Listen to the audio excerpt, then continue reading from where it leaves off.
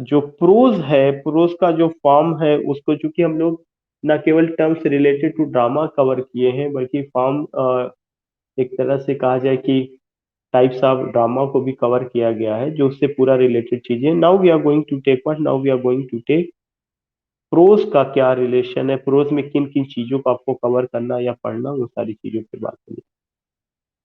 तो we can just take,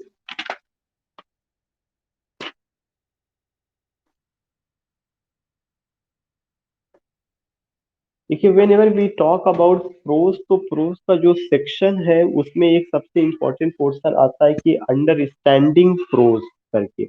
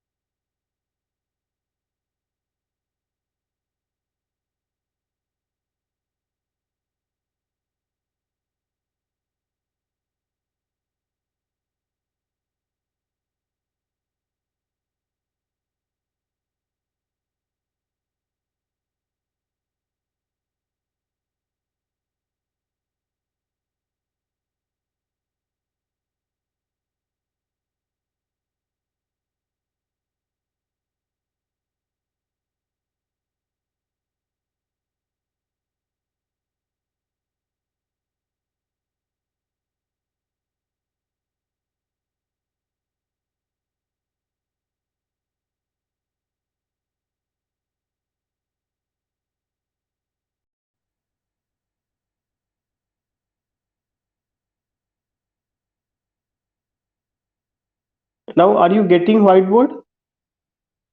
hello? Yeah, okay, now we have to take what, now we have to take understanding prose,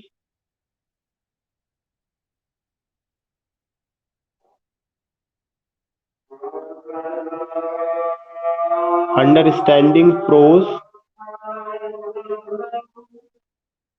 and you will come to know कि this understanding prose ये एक कितना significant है। You will come to know कि 2, 3 or 4 questions have been asked. I'm not saying कि in a particular year, बल्कि जब आप पिछले साल का पेपर उठा करके देखेंगे तो अभी आपको मैं मार्क करूंगा कि कहाँ कहाँ पे क्वेश्चन पूछा गया है। Then you will come to, बहुत छोटे छोटे क्वेश्चन, बहुत माइन्यूट क्वेश्चन है, लेकिन उसको आपको देखना है कि how this questions come and how you can understand, how you can prepare your notes, और कैसे आप कर सकते हैं इस तरह की चीजें। तो जब भी आप अंडरस्टैंडिंग प्रोज की बात करेंगे उसमें सबसे पहला पॉइंट अगर हमें देखना है, या बस यही यही से मैडम, जस्ट जस्ट अभी now the first term is what, now the first term is essay. Understanding prose में जो सबसे पहला पॉइंट हमें समझना है वो चीज क्या है, वो चीज ऐसे को है। हम सारे लोग प्रोज की बात करते हैं, हमें ये भी पता है कि प्रोज का मतलब कलेक्शन ऑफ द ऐसे, जैसे पोइट्री का मतलब कलेक्शन ऑफ द पोयम। हम लोग पढ़ते भी है कि एन एंथोलॉजी ऑफ पोइट्री, तो एंथोलॉजी ऑफ पोइट्री या एंथोलॉजी ऑफ पोइट्री जिसमें बहुत सारी पोयम्स का कलेक्शन हो जाता है उसे हम पोइट्री कहते हैं। ऐसे प्रोज का जो कलेक्शन है, सॉरी प्रोज जो है वह कलेक्शन ऑफ ऐसे है। तो first we should try to know कि व्हाट इज ऐसे, ऐसे का डिफिनीशन क्या है, ऐसे को हम कैसे समझ सकते हैं या क्या तरीका है। Remember that when we talk about essay, इसके लिए सबसे इंपॉर्टेंट चीज यही है कि जो बात कही जाती है ऐसे को लेकर के कि ऐसे में यह एक शार्ट कंपोजिशन होता है। तो सबसे पहला पॉइंट की ऐसे क्या है, any short composition, any short composition,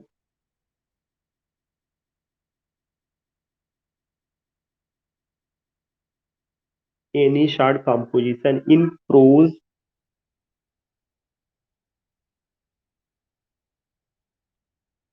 that undertakes to discuss,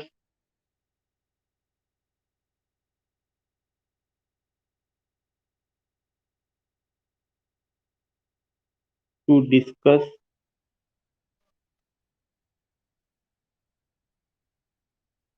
a matter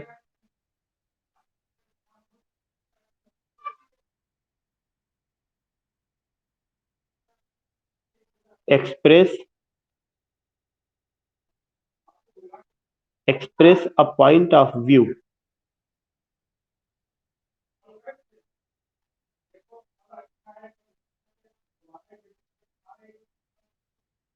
express a point of view, persuade us to accept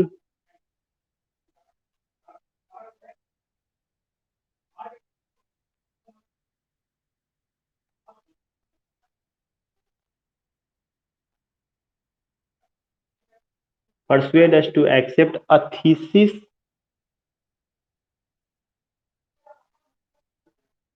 on any subject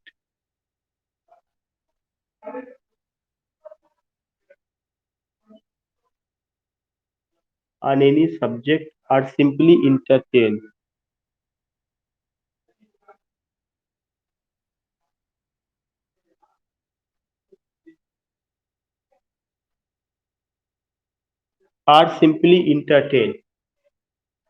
you will come to know कि ये एक बहुत ही कॉम्पैक्ट डिफिनीशन है जो ऐसे को लेकर के दी गई है, और वह कौन सा डिफिनीशन है? एनी शार्ट कंपोजिशन, कोई भी short composition in prose. Prose में अब आप कहेंगे अभी तो ये कहा जा रहा था कि जो प्रोज है वह कलेक्शन ऑफ ऐसे, अनडाउटली वह कलेक्शन ऑफ ऐसे है, लेकिन प्रोज का मतलब ये होता है कि वह चीज जो कि मीटर में नहीं होगी। तो कंपोजिशन आपका मीटर में भी हो सकता है।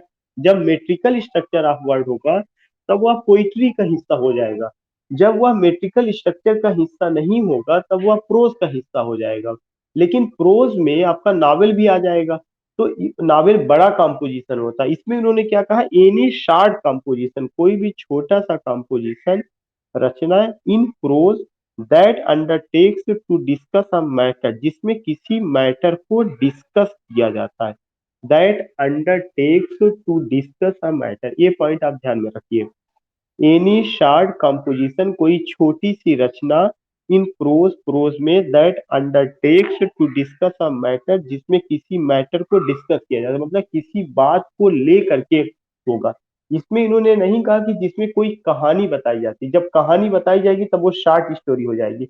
इसमें उन्होंने ये कहा है कि प्रोज का मतलब प्रोज में या प्रोज फॉर्म में जो चीज लिखी जाती है, स्पेशली ऐसे, इन ऐसे what we find in essay any subject matter is taken, और उस सब्जेक्ट मैटर को हम क्या कहते हैं? That undertakes to discuss a matter, उसमें सब्जेक्ट मैटर को डिस्कस किया जाता है। Express a point of view, और उसमें अपना नजरिया या अपना ख्याल उस सब्जेक्ट मैटर पे रखा जाता है। तो दो point, whenever you talk about essay, remember that कि when you write essay, in essay you take any subject matter, and after taking the subject matter you discuss it, you tell कि ये इसका benefit हो सकता है, ये इसका negative aspect है, इसका पॉजिटिव एस्पेक्ट। जैसे अगर हम ऑफ स्टडीज की बात करें, एक छोटा सा ऐसे है, लेकिन उसमें डिस्कस क्या किया गया कि स्टडीज है क्या, स्टडीज के तरीके क्या है, स्टडीज की मेरिट क्या है, स्टडीज की डीमेरिट क्या है, किन किताबों को कैसे पढ़ना चाहिए, किन किताबों के पढ़ने से नुकसान है, किससे फायदा है, किस कौन सी किताबें दूसरों की हेल्प के माध्यम से पढ़ना चाहिए, तमाम डिस्कशन उसमें है।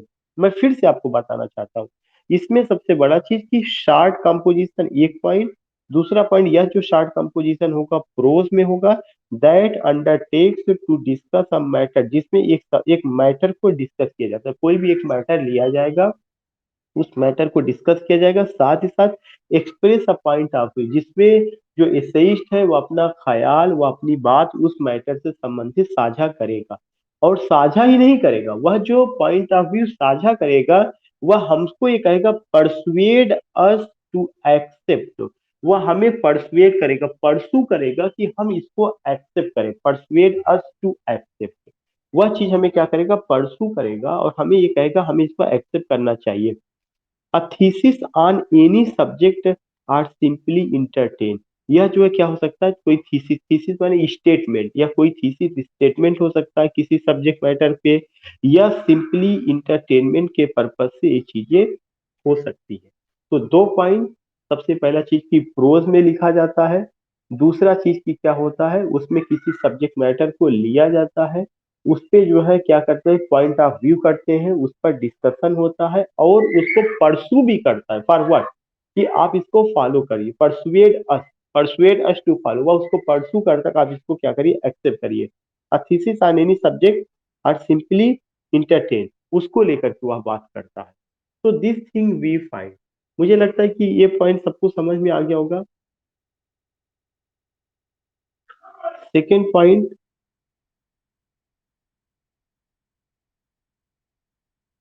The essay came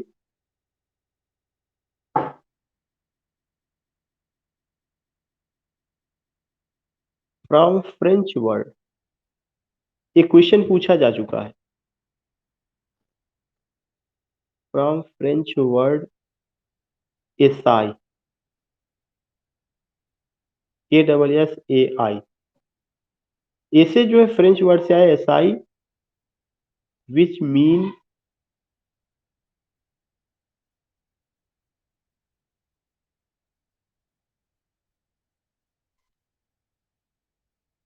ASSAI, acai,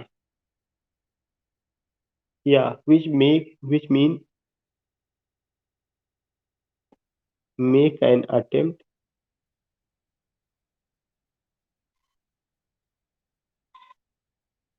to write something.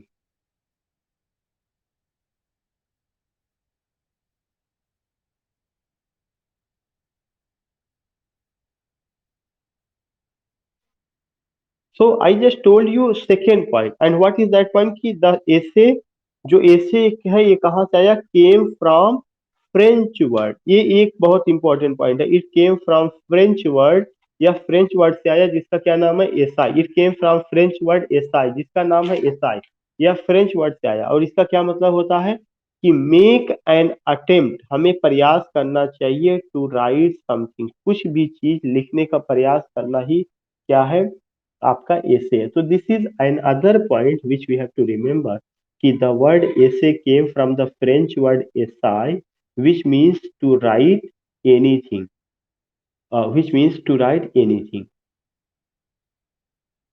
और ये जो आया, इसकी जो शुरुआत करने वाले आदमी थे, उनका जो नाम था, that was the third point,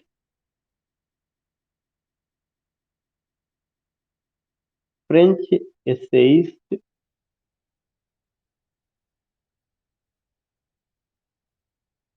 मॉन्टेन, MONTAIGN, मॉन्टेन is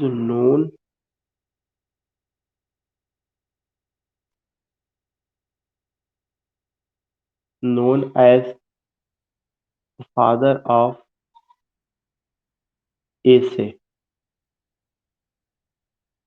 देखिए एक इंपॉर्टेंट क्वेश्चन है, मैंने पहला क्वेश्चन बताया कि it came from the French word acai, दूसरा क्वेश्चन मैंने आपको बताया कि फ्रेंच एसेइस्ट मॉन्टेन, जो फ्रेंच एसेइस्ट मॉन्टेन है, इनको क्या कहा जाता है, फादर ऑफ एसे कहा जाता है, ये भी क्वेश्चन पूछा जा चुका है। French essayist Montaigne is known as father of essay. Now remember that कि इन्होंने जो एसे लिखा उसमें ऑटोबायोग्राफिकल एलिमेंट था, means what the essay he wrote about himself, family members और जो लोग रहे होंगे। और इनका जो कलेक्शन है एसे का वो 1580 में आता है, उसको उन्होंने एसाइज नाम दिया। जैसे अभी मैं यहाँ पे ASSAI से कह रहा हूँ, तो उन्होंने उसको जो नाम दिया उसको एसाइज नाम दिया। तो नेक्स्ट पॉइंट जो आपको फोर्थ पॉइंट ध्यान में रखना है कि he road he wrote essays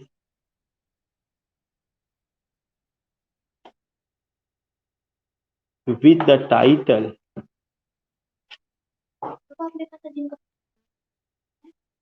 he wrote he wrote essays with the title essays, he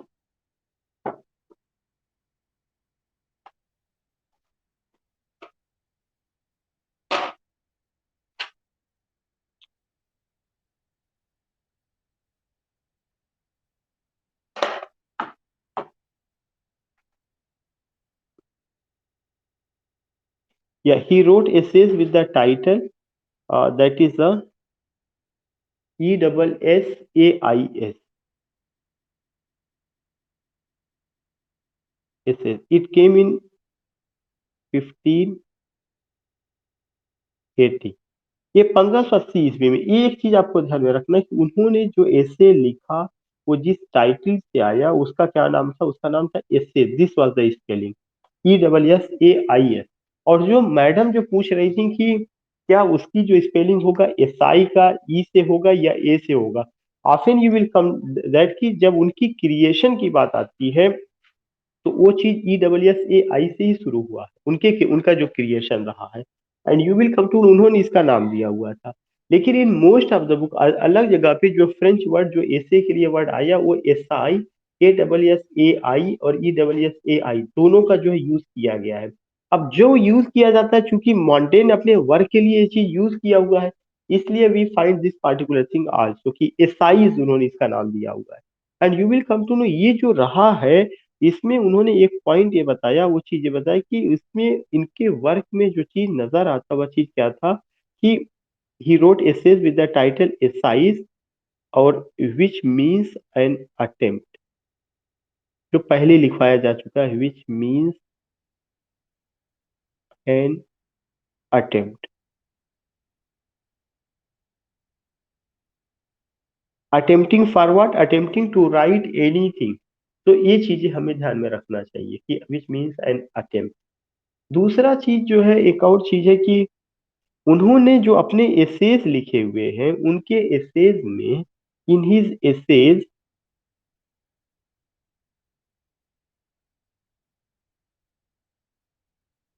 we find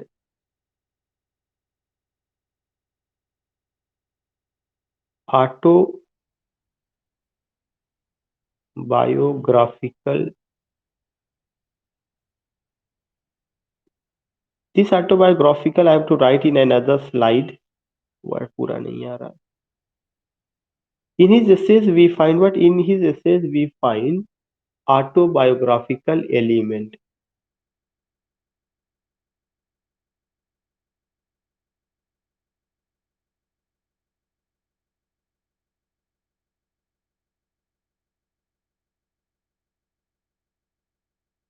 उनके एस्से में आपको क्या नजर आएगा, ऑटोबायोग्राफिकल एलिमेंट नजर आएगा।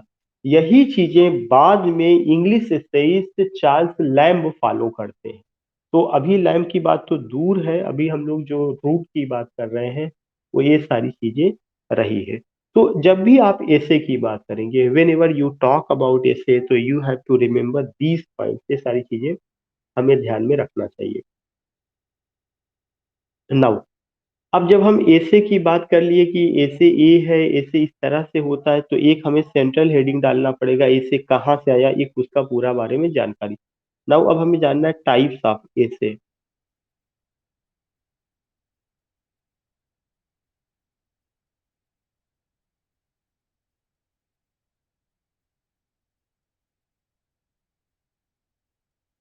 ये जो टाइप्स ऑफ ऐसे है, उस टाइप्स ऑफ ऐसे में you will come to know, एक आपका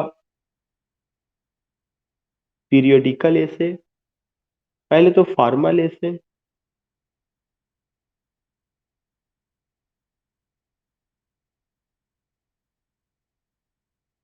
सबसे पहला जो टाइप्स ऑफ ऐसे है उसमें किस पे हम लोग बात करें, we are talking about formal essay. तीन तरह के ऐसे होते हैं, फॉर्मल ऐसे, इनफॉर्मल ऐसे और आपका पीरियोडिकल ऐसे। जो द फॉर्मल ऐसे है, इस द फॉर्मल ऐसे को we also call it article, it is also known as article.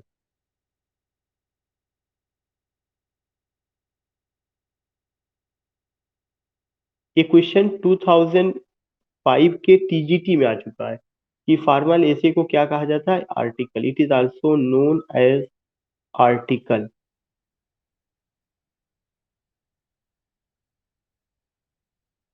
जो न्यूज़पेपर का एडिटोरियल पेज होता है वह आपका आर्टिकल होता है और उसको हम क्या कहते हैं, वही फॉर्मल ऐसे का एग्जाम्पल। दूसरा चीज जो है, इसमें क्या क्या होती है, we find what, we find impersonality, it has the characteristics, it has the basic attributes, it has the basic attributes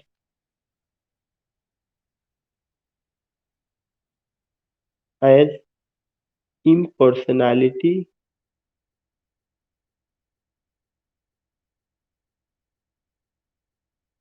comma,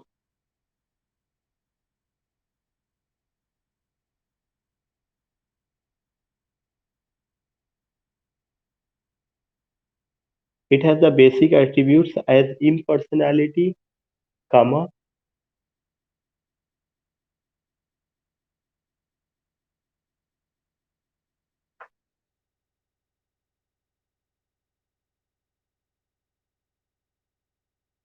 subjectivity,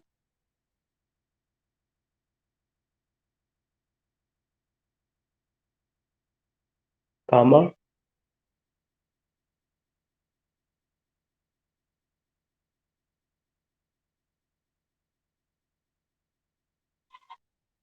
sorry, not subjectivity, this is objective क्योंकि impersonality आ रहा, objectivity.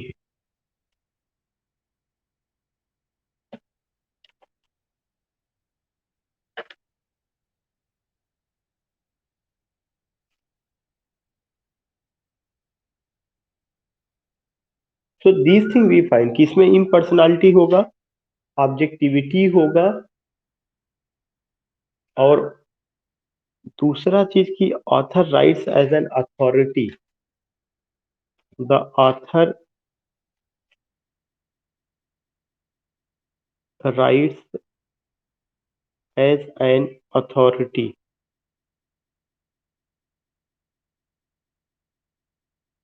The author writes as an authority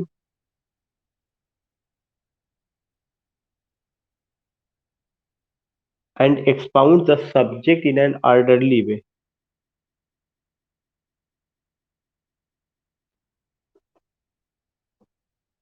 the subject in an orderly way.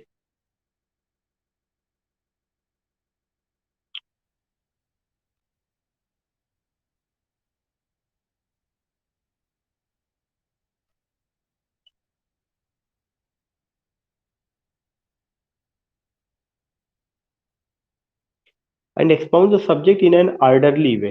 Again, I'm just changing the slide, you will come to know. मैंने आपको बताया था किसके बारे में, formal एसे के बारे में. फॉर्मल एसे को आर्टिकल के भी नाम से जाना जाता है. ये क्वेश्चन मैंने बताया था 2005 के टीजीटी में पूछा जा चुका, वही नहीं और भी जगहों पे आ चुका है. उसके बाद मैंने आपको बताया कि इसकी बेसिक एट्रीब्यूट्स क्या, एट्रीब्यूट्स इसकी कैरेक्टरिस्टिक्स क्या है. इसमें इम्पर्सनालिटी होती है. जब भी आप इनफॉर्मल एसे देखेंगे, सॉरी, फॉर्मल एसे, जो जो फॉर्मल एसे रहा उसमें आप जब भी देखेंगे, पोए राइटर कभी या एसेइस्ट कभी अपने बारे में बात नहीं करेगा, वह किसी सब्जेक्ट मैटर को लेकर के बात करेगा, वह कभी अपने बारे में नहीं बात करता है. तो इसमें क्या है, इम्पर्सनालिटी है और क्या है, ऑब्जेक्टिविटी है. और जो आथर है, the author writes as an authority, वह पूरे अधिकार के साथ लिखता है. एंड एक्सपाउंड द सब्जेक्ट, और उस सब्जेक्ट बारे में बहुत ऑर्डरली वे में जानकारी देगा, एकदम सिस्टमेटिक, ए है ऐसे है. तो ये सब उसकी क्या, उसकी खासियत. अब जैसे अगर मैं बात करूं यहाँ पे एग्जांपल ग्रेसिया का, बेकन्स एसेस, बेकन्स एसेस, जब भी हम बात करेंगे तो बेकन्स के एसेस को हमें यहाँ पे रखना पड़ेगा कि ये चीजें रही है. बेकन जो है कैसे एसेइस्ट रहे, फॉर्मल एसेइस्ट रहे. दूसरा जो टाइप ऑफ एसे है उसका नाम है informal essay.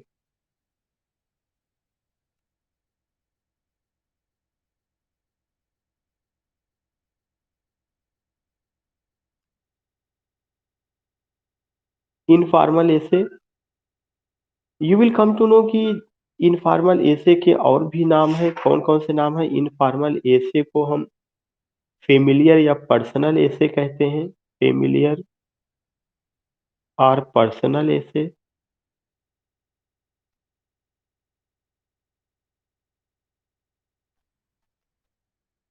So what did I tell you? I just told you कि इनफॉर्मल एसे को फेमिलियर या पर्सनल एसे कहते हैं।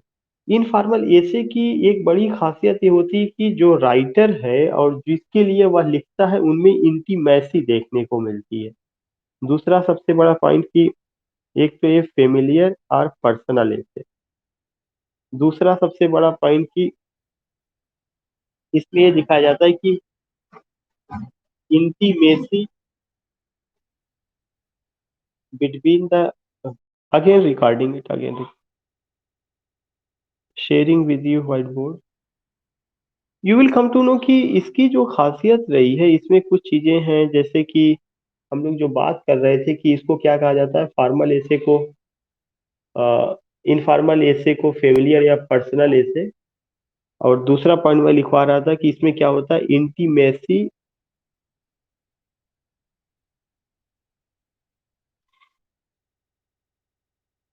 Between the reader and essayist.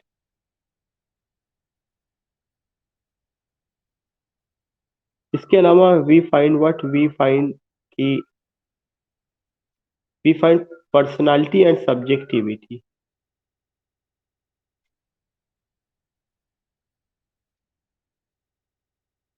Personality and subjectivity का मतलब कि the essayist writes about himself and his family members. तो personality and subjectivity,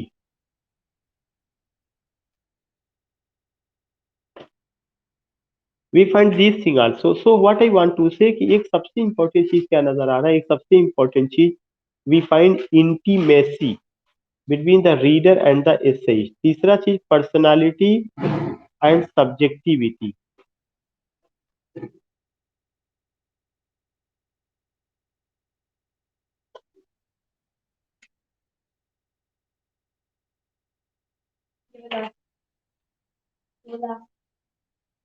So these things we find कि intimacy between the reader and the essayist, personality and subjectivity. I think now you got it.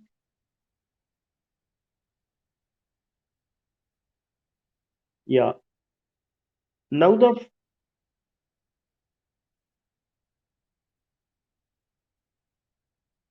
members. Yeah. एक और जो nature नजर आएगा वो एक तरह का फ्रेंडशिप आपको नजर आएगा। फ्रेंडशिप, फ्रेंडशिप जो होगा ये इंटीमेसी यही शो कर रहा है किसके बीच में, रीडर और राइटर के बीच में। The essayist behaves like a friend, एक चीज ये देखने को मिलेगा। He doesn't conceal anything but reveal. तो ये जो ऐसे होता है क्या होता है कि सेल्फ रिविलेटरी होता है। वी फाइंड कि ये जो ऐसे होता है फ्रेंडशिप उसमें होगा। और इसके अलावा नेक्स्ट पॉइंट अगर मैं बात करूं that is the fifth point, self revelatory, REVELATORY, self revelatory होगा। इसके अलावा एक और पॉइंट नजर आता है that is the self revelatory and the essayist, the essayist does not conceal anything, CONCEAL, conceal anything. जो एसेइस्ट है वह कोई चीज छुपाता नहीं, the essayist does not conceal anything. तो we find what, we find की self revelatory, the essayist does not conceal anything. जो एसेइस्ट है वह कोई चीज छुपाता नहीं, the essayist does not conceal anything. These things we find. Example,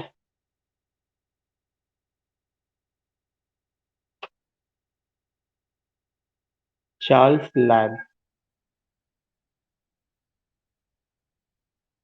Charles Lamb एक बड़े एसेइस्ट हैं जिसको आप इस कैटेगरी में रख सकते हैं। Charles lamb.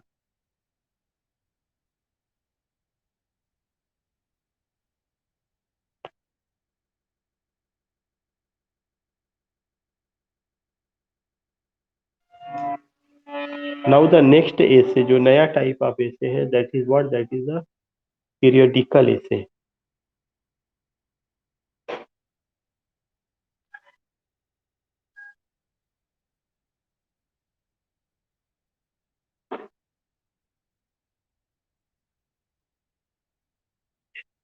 This is the periodical essay.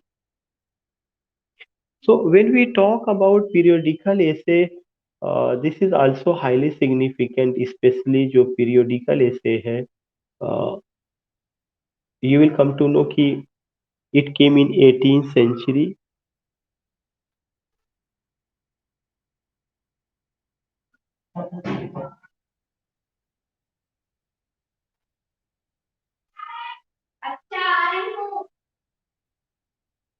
दूसरा, it published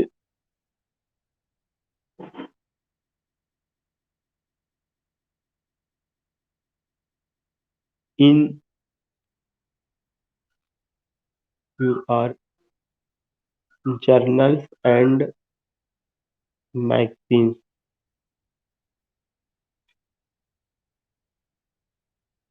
तो it came in the 18th century. सबसे पहला चीज की पीरियोडिकल ऐसे की जब भी बात होगी 18वीं शताब्दी में, it publish in journals and magazines.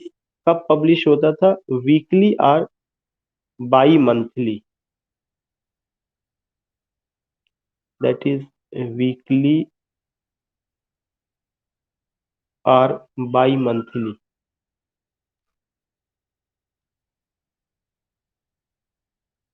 इसी वजह से इसको क्या कहा गया, इसी वजह से इसको जो है पीरियोडिकल ऐसे कहा गया. एक सर्टेन टाइम में, एक सर्टेन पीरियड में पब्लिश होता था. और इस ऐसे की सबसे बड़ी खासियत यह है कि इसमें जो है middle class life was reflected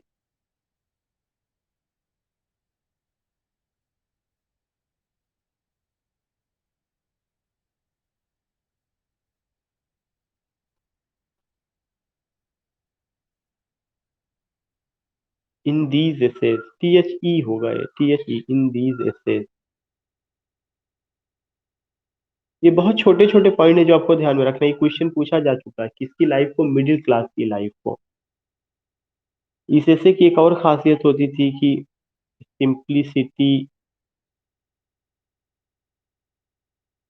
ल्यूसिडिटी and realism. Simplicity आप देखेंगे, ल्यूसिडिटी आप देखेंगे और रियलिज्म आप देखेंगे. यह इस ऐसे की दूसरी खासियत है.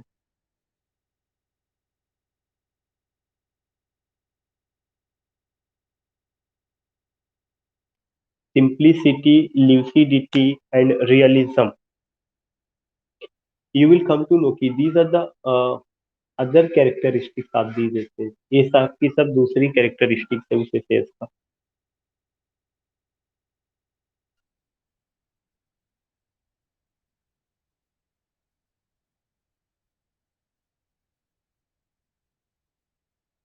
नोट करके यहाँ पे एक चीज लिखना पड़ेगा कि ये एसेज जिस जर्नल में पब्लिश हुए थे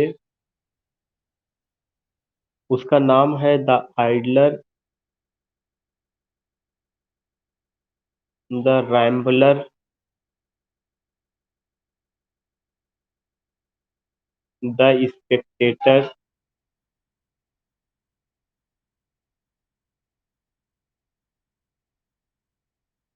द टैटलर.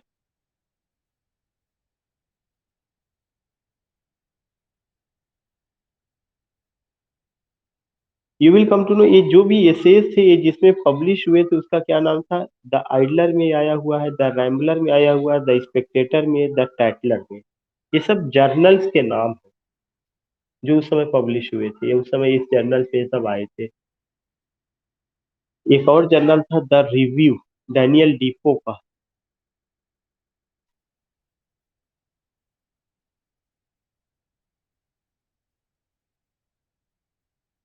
तो these are the name of the journal जिसमें पब्लिश हुए हैं.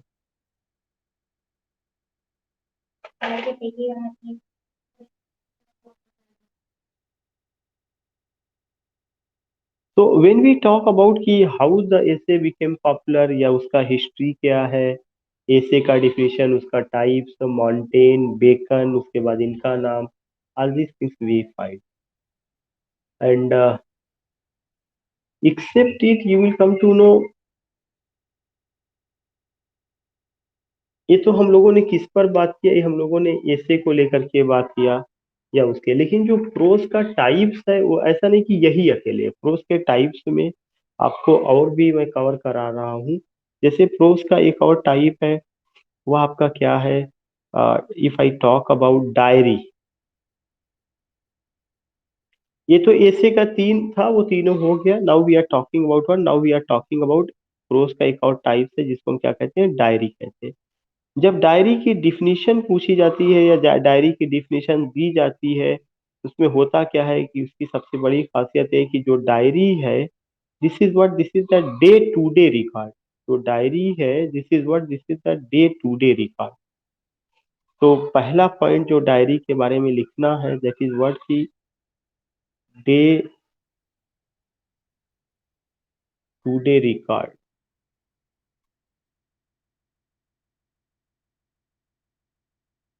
Record written with intention, written with intention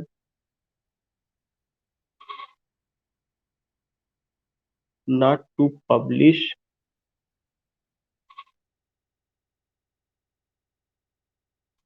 but but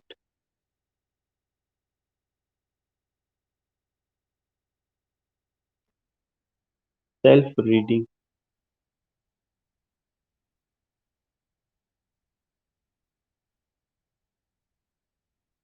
जब भी डायरी लिखी जाती थी उसका पर्पस होता कि एक तो यह डे टू डे रिकॉर्ड होता था, दूसरा written with intention not to publish, इसको पब्लिश नहीं कराना बल्कि सेल्फ रीडिंग के लिए होता था, मैं खुद उसको पढ़ूंगा, सेल्फ इंजॉयमेंट या मेरा अपना जो कुछ मैं समझ रहा हूँ उस पर्पस से उसको मैं अपना वो कर रहा हूँ। तो ये चीजें, ये तो कोई भी डिफिनेशन है जो आप जानते हैं, मैं कोई नई बात नहीं बता रहा हूँ, लेकिन नया चीज आपको जो मिलेगा जो आप जानते भी होंगे, ऐसा नहीं कि कोई नई चीज है, लेकिन जो क्वेश्चन इससे पूछा गया है वो दो डायरिस्ट के नाम एग्जाम्पल में, एक डायरिस्ट है सैमुअल पेपिस।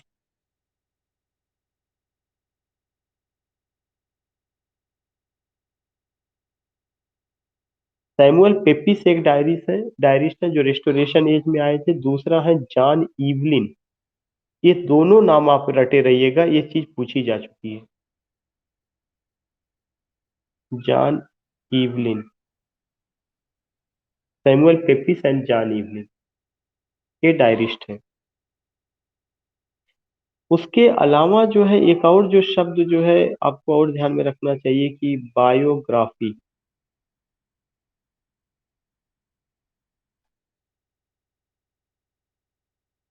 दोनों। when we talk about biography, this biography you will come to know life history of a man. बहुत सिंपल सा।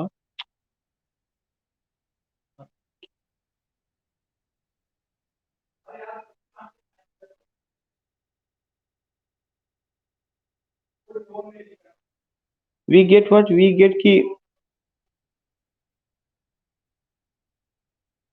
लाइफ हिस्ट्री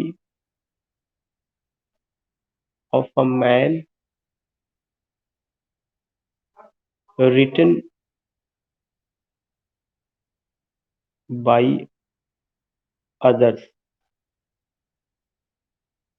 बहुत सिंपल सा छोटा सा डिफिनेशन, इसके अलावा कुछ करने की नहीं जरूरत है। बायो माने लाइफ, ग्राफ माने picture, but this biography is a history of a man, life history of a man written by others not himself. अगर आप जोड़ना चाहें तो आप जोड़ भी सकते हैं, नॉट हिमसेल्फ, खुद से नहीं लिखा जाता। Life history of a man written by others not himself. Confirm, ये written by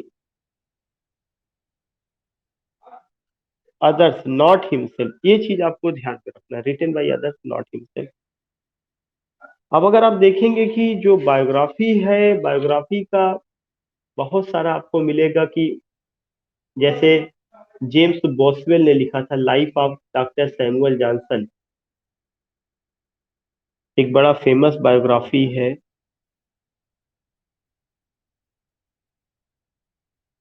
example,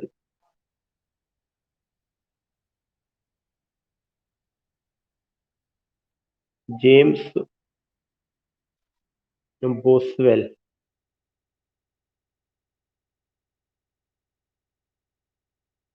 life of doctor Samuel Johnson.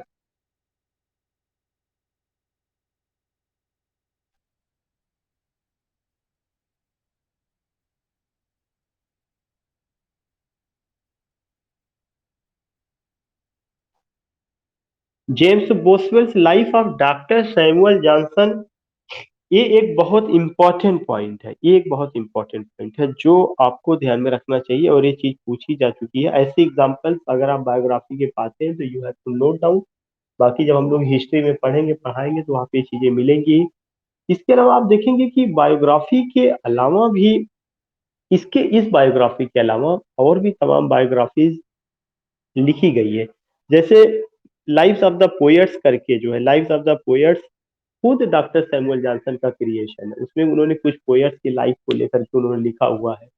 और अगर आप देखेंगे कि एक क्रिटिकल बुक है द ग्रेट ट्रेडिशन बाई, उनका नाम I am missing, well known critic of modern age, Henry James के बाद आते हैं the great tradition, that is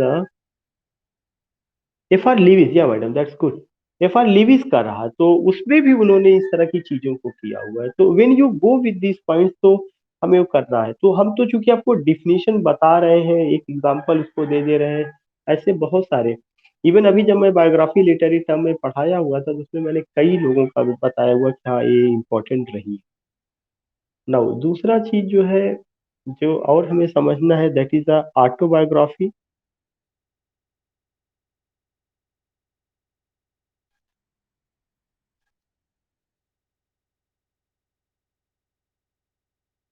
autobiography,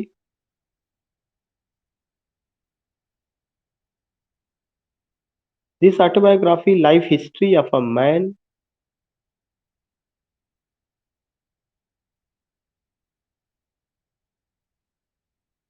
life history of a man, not life history of a man written by himself.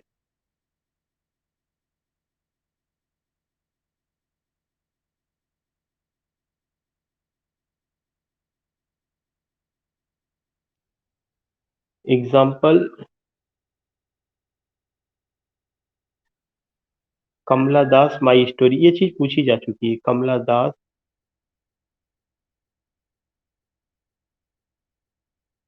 My story उनका creation का नाम है, उनकी autobiography जो उन्होंने खुद लिखा। और मुझे लगता है कि अगर किसी को समय मिले तो जरूर पढ़ना चाहिए, फेमिनिज्म के पॉइंट ऑफ व्यू से एक बहुत बड़ी किताब मानी जाती है। दूसरा, Mahatma Gandhi,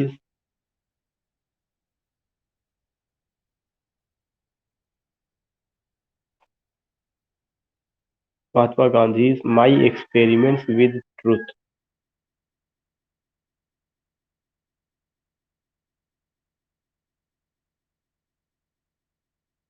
my experiments with truth, this is another.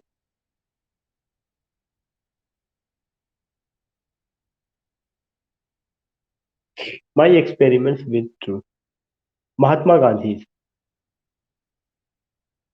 तो this is what, this is the autobiography, biography. एक और शब्द है जो यहाँ पे जानना जरूरी है, that is the हेजियोग्राफी।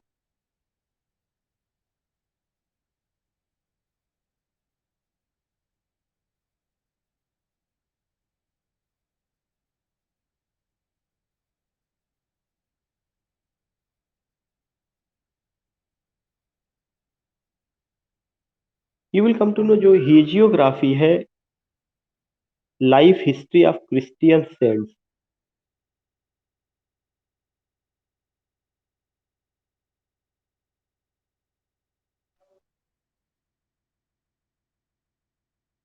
Life history of Christian saints. जो क्रिश्चियन सेंट्स हैं उनकी जो लाइफ हिस्ट्री है उसको क्या कहा जाता है, उसको hagiography, life history of Christian saints, this is the हेजियोग्राफी।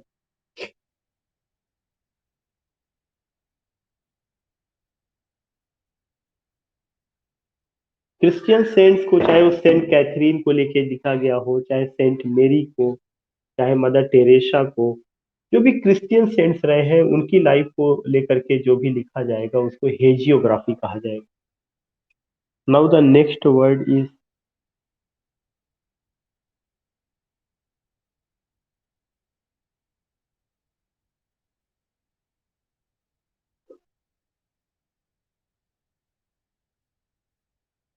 see, actually, madam, that is not called hagiography because that's a specific definition. When we talk about hagiography, then that has been said कि it's what? It's the life history of saints.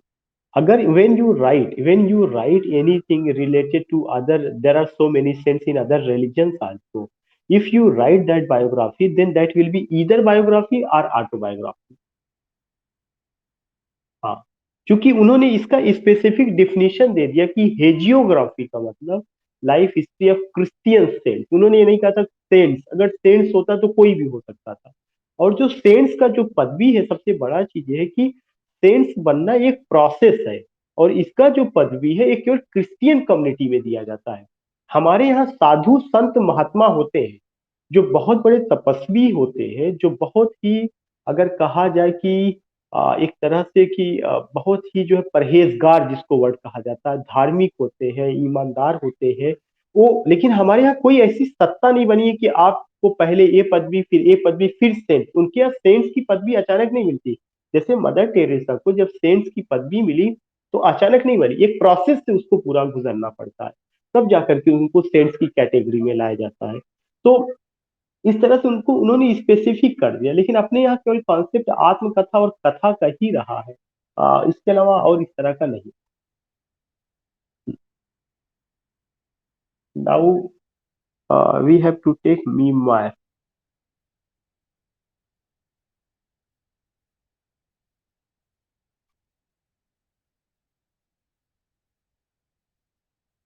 When we talk about memoir, remember that it came from Latin word memoria.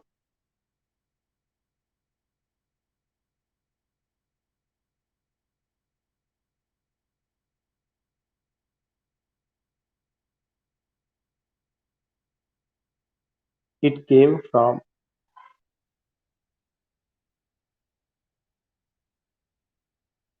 Latin word memoria.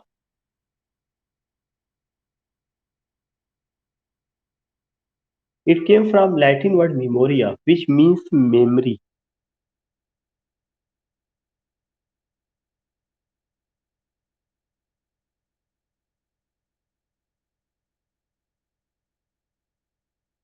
which means memory.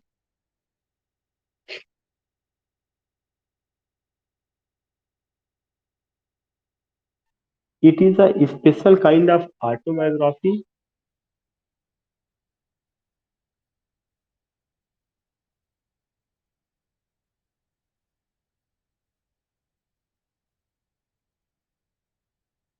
This is the word special, ESPECI. It is a special kind of autobiography.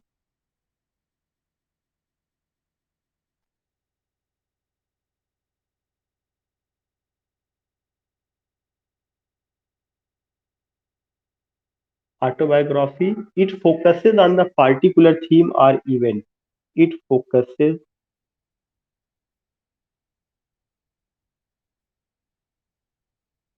on the particular theme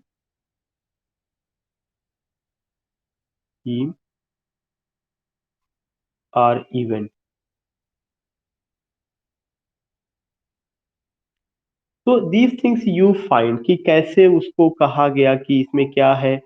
it came from Latin word memorial, MEMORIA, which means memory, कहीं न कहीं अगर मैं हिंदी में word use करूँ, अगर आपको याद होगा कि ये कहा जाता है संस्मरण। संस्मरण जो शब्द है, या संस्मरण शब्द या खुद ब खुद बता रहा है कि व्हाट इज़ इट? या जो है आप आपका आपकी मेमोरी में, जैसे आपने किसी जगह की यात्रा की, किसी पर्सन से मिले, वहाँ की कल्चर, वहाँ की आबो-हवा, इवेंट, सब कुछ लेकर के वहाँ पे कोई स्पेसिफिक आदमी का घटना नहीं होगा। जैसे ऑटोबायोग्राफी में है तो एक आदमी के जीवन का इतिहास होगा, लेकिन जो आपका मेमोइर होता है, उसमें जो फ़ोकस किया जाता है वह पार्टिकुलर थीम और इवेंट, सबसे इम्पोर्टेंट चीज़ें होता है। जैसे अगर आपने याद होगा कि पाकिस्तानी जो राष्ट्रपति इसके पहले थे, उनका नाम था, क्या नाम था? परवेज़ मुशर्रफ। परवेज़ मुशर्रफ की एक जो है मेमोइर आया हुआ था, और वो मेमोइर इतना बिका हुआ था, पेंगुइन से आया हुआ था। I am just missing the name. वो जो है वो था वो, तो ऐसे बहुत सारे उन्होंने कुछ पार्टिकुलर इवेंट अपने लाइफ का, जैसे उनका इंडिया का जो दौरा था, उसके अलावा जो कुछ वार वगैरह हुए थे, उसको लेकर के उन्होंने लिखा हुआ था।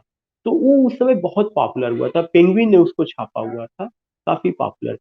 इसके अलावा आप मीमार को लेकर के देखेंगे, ज्यादातर जो प्रेसिडेंट्स वगैरह रहे हैं, वो जो भी किताब इस तरह के लिखते हैं, उनमें जो है मीमार आपको नजर आएगा, उसमें उन मीमार को हम देख सकते हैं उनकी किताबों में।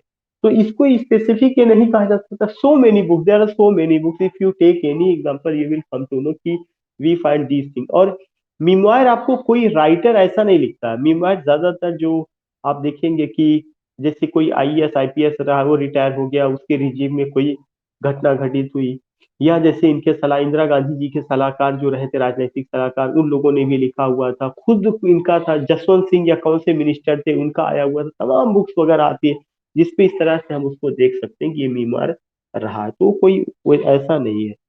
Now the last word we have to take, that is the travelogue.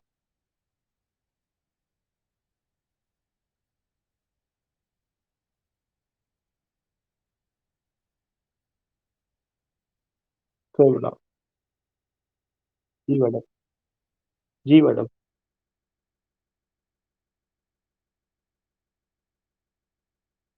या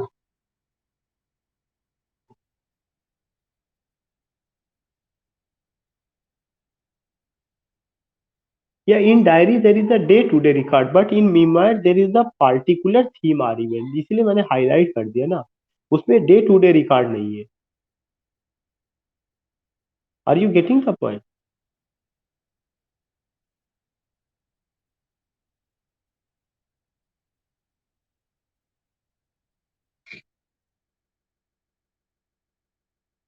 डायरी में भी, लेकिन डायरी में एकदम क्रोनोलॉजी होता है कि जैसे अगर जब से मैं लिखना शुरू करूंगा, जैसे अगर मैं जो है कोई चीज लिखूंगा तो 1 अप्रैल को ये घटना हुई, 2 अप्रैल को 2021 में, 3 अप्रैल 2021 में मेरी लाइफ है आज के दिन, 4 अप्रैल 2021 को, ये डायरी है। लेकिन जब आप मीमार की बात करते हैं तो मीमार क्या होता है आपकी लाइफ में। जैसे अगर मुझे मीमार लिखना हुआ तो मैं क्या करूंगा, किसी एक इवेंट को लूंगा। वह इवेंट कौन सा हो सकता है कि मैं जब इलाहाबाद यूनिवर्सिटी में एडमिशन लेने गया 1997, या जो भी एक टाइम रहा होगा, तो वो 1997 के एपिसोड को, उसकी एक प्रमुख घटना जो इलाहाबाद यूनिवर्सिटी का एडमिशन लेने मुझे क्या दिक्कतें आई, किन लोगों से मैं मिला, क्या क्या चीजें हुई हैं, वो जो होगा वह मीमार होगा। वो मेरी पूरी डे टू डे रिकॉर्ड का नहीं होगा। कि डे टू डे रिकॉर्ड का मतलब ये हो, हम उसमें बहुत सारी चीजें स्किप कर सकते हैं। मैं उसमें ये नहीं कहूंगा कि डेट वाइज की 1 अप्रैल को, 2 अप्रैल को, 3 अप्रैल, नो नॉट ऐसा। आई हैव टेकन एनी, या उसमें पार्टिकुलर थीम आ रही है। Now when you take travelogue, तो ट्रेवलॉग को ध्यान में रखना है कि ट्रेवलॉग ऑलरेडी यात्रा वृत्तांत, जब आप किसी जर्नी पर जाते हैं और उस जर्नी से जो भी आपको एक तरह से एक्सपीरियंस मिलता है, उसको जो है क्या करते हैं, हम ट्रेवलॉग करते हैं, कहते हैं। एक्सपीरियंसेस मैं किसी में छोटा सा लिखना चाहता था।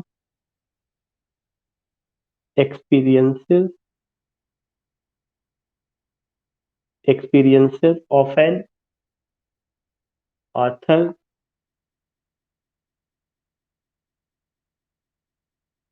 Author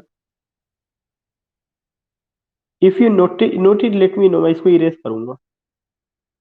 Yeah, 1 minute, 1 minute. I just want to erase this particular point.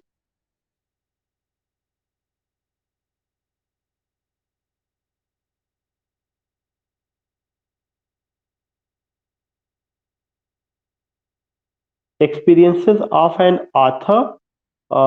उसके बाद मैं ऊपर लिख दूंगा, समझ में आया तो आ जाएगा ना, कोई दिक्कत होगी नहीं.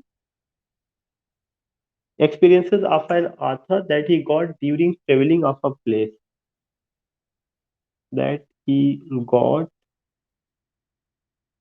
during traveling of a place.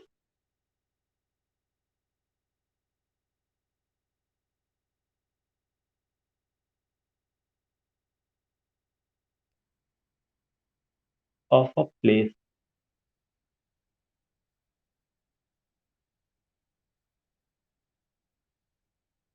This is the point which we have to keep in our mind. तो दिस इज द कि जब आप कहीं यात्रा पर जाते हैं, और उस that in Hindi that is also known as यात्रा वृत्तांत. जो आपने यात्रा किया है तो उसके बाद जो है आपने क्या महसूस किया, क्या देखा, उस एक्सपीरियंसेस को जब आप शेयर करते हैं तो उसको आप क्या कह सकते हैं. आपको so many example you can just go it and take it. I have not given any example because not remembering at all. बहुत सारा आपको एग्जाम्पल मिल जाएगा उसमें जो है. So in this way I have taken today this particular thing. जितना भी types of pros था, फॉर्म्स ऑफ प्रोज था, वो लगभग मैंने कवर करा दिया है, जिस जो इससे रिलेटेड वर्ड थे. कल मुझे प्रोज पे एक और क्लास लेना होगा जो शुरू होगा कि प्रोज के हिस्ट्री में प्रोमिनेंट राइटर्स क्या क्या थे और उन्होंने क्या क्या लिखा हुआ है. उसको लेकर के कल हम तो एक जगह वो सारे राइटर उनका सारा क्रिएशन एक जगह हो जाएगा. तो कल का भी क्लास बहुत इंपॉर्टेंट है. आज जितनी भी चीजें बताई गई है इसमें कोई भी चीज आपको लाइटली नहीं लेना, सारी चीजें बहुत इंपॉर्टेंट है. Don't take anything lightly, but revise it, note it, make your own notes. और कोशिश ये करिए कि ज्यादा से ज्यादा किताब को आप कंसल्ट करिए क्योंकि उसमें बहुत सारी चीजें आपको मिलेंगी. तो जी सरफराज जी. जी बोलिए. द ग्रेट ट्रेडिशन, मैं बायोग्राफी नहीं, हाँ biography, the great tradition.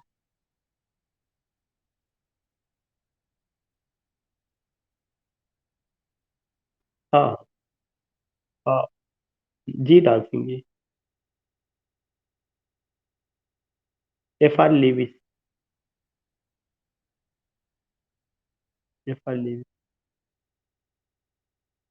Okay. Now I just want to know, Rama ji आवाज जा रही है? कोई, अच्छा, कोई दिक्कत, कोई प्रॉब्लम तो नहीं है? ओके. ये बहुत बेसिक क्लास थी लेकिन ये क्लास सबके लिए जरूरी है जिसे समझना. आरती मैडम.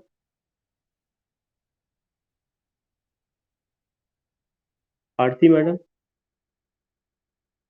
या मनोज शुक्ला जी की फैमिली है, मनोज शुक्ला जी की फैमिली. मैडम आवाज जा रही है? और मनोज भाई से कहिएगा आज हमसे बात कर लेंगे. और अतुल जी आज आप मुझसे बात कर लीजिएगा. 7 बजे, 7 बजे के बाद, 7 से 7:30 के बीच. Sarfaraz ji, Sarika madam, Rajesh ji, Vinod Kumar ji, dancing ji. शिवांगी जी, कोई प्रॉब्लम? शिवांगी जी. निखत. रकीम. अच्छा, शिवांगी वाजपेयी जी. नॉट शिवांगी. एक और नाम है शिवांगी, अनदर शिवांगी. या you are saying something, not getting your voice. Sonali madam. Sonali. Shweta madam. Okay. Okay. I hope that you all are fine. जितने लोग हैं ये सारे लोगों के लिए माई दुआ, my means blessings and grace of God with us, and my dua is with you. तो आप सारे लोग जो है केयर करिए. Don't go outside home, whenever it is necessary तभी आप जाइए. Trisha. Trisha ji. Trisha. It's your first, पहली क्लास है, आप कलकत्ता से हैं. तो you are from Murshida, Murshi, is it in Calcutta? Bihar.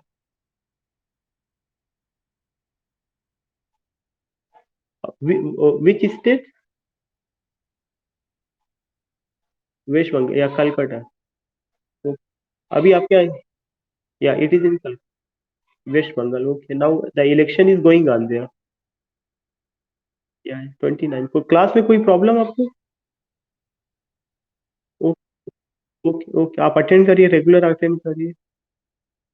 Okay okay, Rakesh ji आपको कोई problem? Rakesh ji, not getting your voice. Rinku भाई, अखिलेश भाई, कृष्णा जी, कृष्णा जी, दिनेश भाई।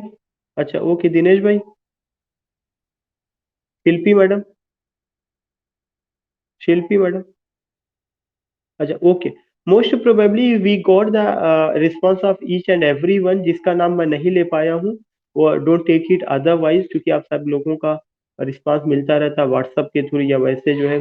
सारिका मैडम से अभी कल नहीं परसों मेरी बात हुई थी, काफी देर तक जो है थोड़ा सा कोविड वगैरह को लेके उनके एरिया में, उनके कॉलेज में एक या दो लोगों की डेथ हो चुकी है। तो इसलिए मुझे रिस्पांस आप लोगों का मिलता ही रहता है। आई डोंट थिंक कि अगर मैं सबका नाम नहीं ले पाया हूँ तो वो बाकी वी विल मीट टुमारो। और आप लोग अपने आप को प्रिपेयर जरूर करते रहिए। It's a golden opportunity, golden time, and undoubtedly problem will come. और ये जो बहुत है, it's a very chaotic situation, and in this situation we should try to be normal whether we are going to be infected और not. चूंकि death तो inevitable है, death किसी की भी हो सकती है, मेरी भी हो सकती है, किसी की भी हो सकती है। जिसका जब लिखा होगा तो जाएगा, कोई इसको रोक नहीं पाएगा। बट हमें थोड़ा सा सावधानी बरतना है। And we have to be bold, we have to be bold. ज्यादातर केसेस ऐसे मिल रहे हैं कि जहां पर लोगों ने अपनी एक तरह से कहा जाए कि नर्वस हुए तो ऑलरेडी जो नेगेटिव थॉट है वो, और प्लस अगर they are some other disease, some other problem, BP का है, शुगर का है, तो वो चीज लोग ज्यादा चपेटते हैं। Therefore be bold. और जो भी चीजें हैं उसको घर पे रहते हुए हमें सेवन करना चाहिए, जो भी चीजें बताई गई हैं, और also make precaution. Okay okay, thank you.